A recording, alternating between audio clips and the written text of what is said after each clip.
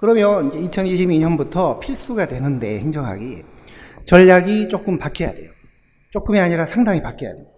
지금 선택 과목 때는 이게 점수가 조정이 됐잖아요.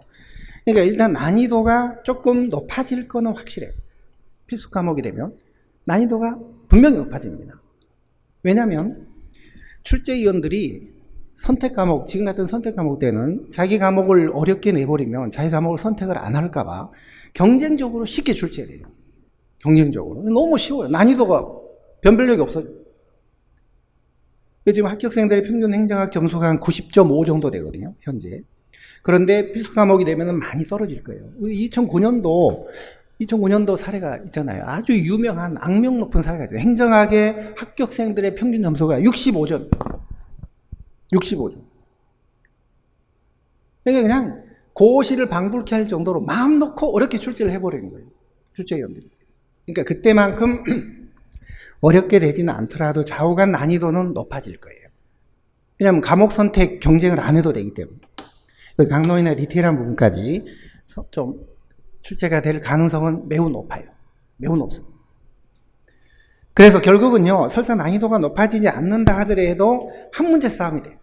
한 문제. 누가 한 문제를 더 맞히느냐가 합격의 당락을 결정하는 것은 물론이고, 부처 배치, 선택을 할 때도 결정적인 역할을 하게 되는 거예요. 조정 점수제는 폐지됩니다. 지금은 100점 맞아도, 행정학 100점 맞아도 한 68점 정도로 조정이 됐거든요.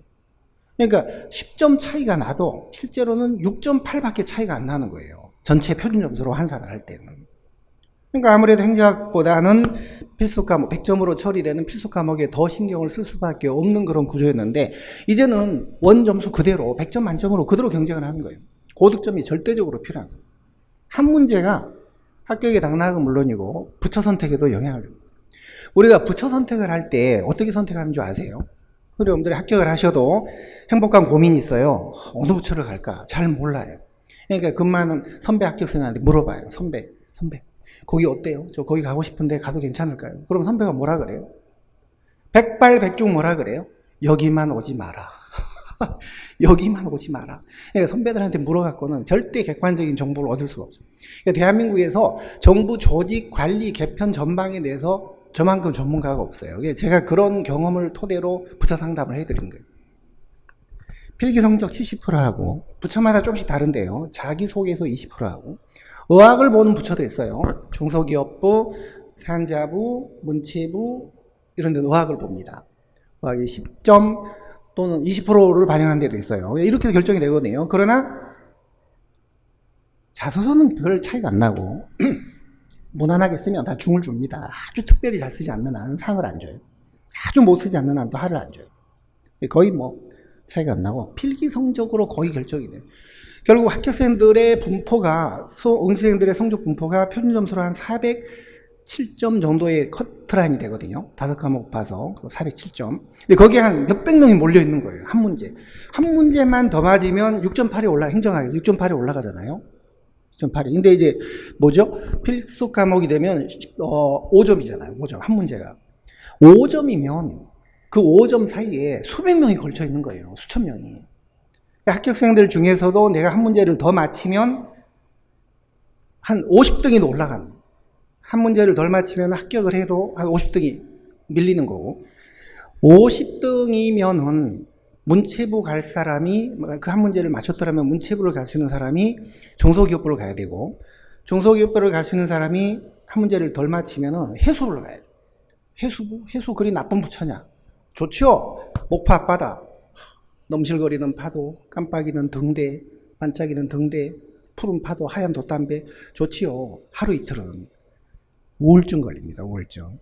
그러니까 우리가 좋은 부처를 가려면, 그리고 또 합격을 하려면 한 문제가 중요한 상황이 되는 거예요. 이게 필수 과목이 되면 이제는 행정학 한 문제가 엄청나게 중요한 상황이 되는 거예요. 그러니까 대충 7, 80점 맞고 그냥 합격하자. 딴 과목 잘해가지고 행정학은 7, 80점 맞고 합격하자. 이런 전략이 이제는 통하지 않는 거예요. 그때 선택 과목 때는 그런 부류의 선생님들이 계셨거든요. 야, 딴 과목 열심히 해. 행정학 힘들게 하려고 그래. 70점만 맞아, 70점. 선택 과목이니까. 이제 그거 안 통하네. 안 통해. 이해 위주로 응용 능력을 길러주는 강의를 들어야 돼요. 이제는 단편적인 암기나 뭐 이렇게만 해가지고는 안 돼요. 그건 7, 80점을 넘지 못해요. 세계적인 이해나 그래서 응용 능력을 길러주는 강의를 드려야 돼요. 근데 저희 선행장학 강의가 어떤 강의인지를 아시려면은 지금 이 학습 전략 말고 저희 선행장학 입문 강좌 OT나 이런 걸 들어보시면 돼요. 어떻게 제가 강의를 하고 할 것인지. 여기서 자세하게 그런 얘기는 할 수 없고 제가 그 필수가 됐을 때 전략을 좀 말씀드린 거예요. 따라서 선택 과목 시절 때의 그런 암기주의 단편적인 그런 학습으로는 7, 80점 가지고는 안 되는 거예요. 어려운 부분도 포기하지 말고 공부를 하셔야 돼요. 어려운 부분도. 지금 보면 어려운 거 다 빼버리고 그냥 쉬운 것만 대충 이렇게 해서 7, 80점 맞고 합격을 시키려는 그런 전략이 여태까지는 여러분들도 그런 쉬운 방법을 원했고 또 그런 거를 가지고 강의했던 선생님도 계셨고 해서 그게 서로 결탁이 돼서 그게 통했는데 이제는 안 되는 거예요. 자, 그렇다고 해서 행정학을 필수 과목 됐다 그래서 아주 힘들고 복잡하게 공부를 또 그렇게 하실 필요는 없어요. 그렇게 안 해도 고득점 할 수 있어요. 행정학에는 두 가지 트랙이 있습니다. 저희 선행자학이 금년도부터 투 트랙 커리가 생겼어요. A, B 두 개 트랙이 있는데 이 중에 여러분들의 공부 스타일에 맞는 커리를 선택하시면 돼요. 공부 스타일에 따라 좀 달라요.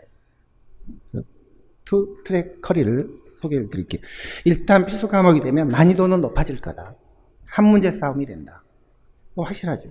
따라서 이 위주로 응용 능력을 길러주는 강의를 드려야 된다. 그러나 복잡하고 힘들게 공부할 필요는 없다. 복식호흡 건강에 좋고 이거 다 알아요. 근데 너무 복잡하고 힘들어. 복식호흡 뭐 단전 배꼽 밑에 단전에다 숨을 마시고 그 다음에 횡격막을 닫고 너무 힘들어요. 좋은 건 알지만 좀 쉽고 간편하게 접근할 수 있는 그런 커리도 있습니다. 그렇게 한번 여러분들 스타일에 따라 두 트랙 중에 좀 판단을 해보시면 두 갈래 길이 있는데요. A하고 B입니다. A는 뭐냐면 이론 입문을 하시고 보통 A는 정통 커리예요. 여태까지 해왔던 커리. 저희 선행장 커리. 이론 입문을 들으시고 그 다음에 이제 심화를 들으시면 돼요. 심화 좀 깊이 있게. 요거는 큰 숲을 그려주는 거예요. 뿌리를 내리고 큰 숲을 그려주는. 저희 행정학이 이제 A급, B급, C급, D급 등급을 나눠드리는데 A급이 한 100 정도 중요도라면 B는 한 90에서 한 40 정도, C급은 한 30에서 한 10 정도, D급은 1부터 10까지죠. 그러니까 D급의 문제는 A급의 한 100분의 1밖에 비중이 안 되는 그런 문제도 있어요. 똑같은 비중을 두고 공부하시면 안 되는 거죠. 이 중에 입문 때는 주로 요게 한 3분의 1 정도 되고요. 3분의 1. 요것도 한 3분의 1 정도 되고 요게 한 3분의 1 정도 됩니다. 그래서 이 중에 입문 때는 주로 A급과 B급 위주로 큰 숲을 그려주는 뿌리를 내리는 그런 그 학습을 하는 거예요. 그러고 나면 이제 이파리도 열리고 나무 열매도 열리는 이제 C, D급까지도 하는 거예요. 그게 이제 심화예요. 조금 더 폭을 넓혀서. 그래서 여기까지는 이제 이론이고 그 다음에 기출을 하는 겁니다. 최근에 어떤 문제들이 나왔는지. 기출문제라는 게 고득점의 충분 조건은 아니지만 필요 조건인 거는 사실이에요. 기출을 모르고서 고득점을 할 수는 없잖아요. 그러나 그것만 가지고는 안 돼요. 앞으로는 이런 문제도 나올 거야. 예측도 해야 되고 응용 능력도 길러야 되고. 그래서 전에는 선택 과목 때는 기출 정도로 해서 한 뭐 80점 정도 맞으면 합격하는 경우도 있고 했습니다만은 앞으로는 어려울 거예요. 앞으로는. 그러나 필요는 해요. 그러고 나면 이제 이론과 기출을 광범위하게 했잖아요. 너무 이제 범위가 넓어져서 뭔가 콤팩트하게 탁 머리에 정리되는 그런 느낌이 좀 부족해요. 그래서 이론과 문제를 연결시키고 콤팩트하게 탁 잡아주는 그게 압축커리입니다. 합격생들이 영순위로 추천하는 강좌, 그게 압축이에요. 그러고 나면 이제 동형 모의고사, 실전하고 똑같은 모의고사를 풀면서 이제 실전 능력을 기르는 그게 5단계 커리거든요. 이게 이제 정통 커리고 B는 조금 다르게 하는 약간 단축 커리예요.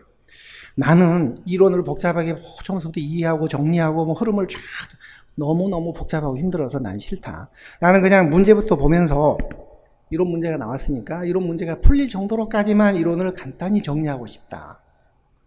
그 기출을 통해서도 이론 정리를 할 수가 있거든요. 저도 옛날에 행시 1차 때 기출문제집만 보고 시험 봤어요. 87점인가 맞았어요. 그리고 나서 기출 심화를 하고 C급, D급 문제까지 다 이제 포함시켜서 좀 풀고 그리고 나서 동형 모의고사로 가는 거예요. 이게 단축 컬인데요. 물론 이 두 컬이가 일장일단이 있어요. 물론 이건 조금 복잡한 듯 느껴지고 좀 컬이가 길고 시간도 걸리고, 요거는 좀 간단하지만 고득점이나 만점이 보장되는 컬이는 아니에요. 저랑 함께 선행장을 공부하신 분들은 자유롭게 저한테 언제라도 문자로 질문하고 제가 또 수시로 답변해드려요. 그래서 아무래도 그 스마트폰으로는 PC에 연결해서 답변을 못하기 때문에 제가 이제 강의를 하는 도중이라든지 사무실 밖에, 연구실 밖에 나온 경우도 많기 때문에 개인적으로 지금 아예 문자로 제가 공개를 하게, 제 번호를요, 공개를 해드릴게요. 저한테 궁금하신 게 있으면 언제라도, 지금 당장도 좋아요. 한밤중이라도 좋아요. 이리로 문자를 하시면 제가 신속하고 최대한 성실하고 빠르게 답변을 해드리고요. 근데 다 좋은데요. 행정학과 관련되거나 뭐 다 좋은데 제발 돈 좀 빌려주세요. 선생님, 돈 좀 빌려주세요. 계좌번호 그거 하지 마세요. 그거는 제가 답변을 안 해드릴게요. 그래서 여러분들 어느 커리가 됐든 간에 저랑 같이 행정학을 공부하시면 정말 후회 없이 행정학을 쉽고도 이해 위주로 고득점을 할 수 있는 이런 방법이 있으니까 저를 믿고 따라오시면 후회 없는 그런 행정 공부가 될 것 같아요. 그러면 여러분들 잘 판단해서 선택하시고 수업 때 뵙기로 하겠습니다. 수고하셨습니다.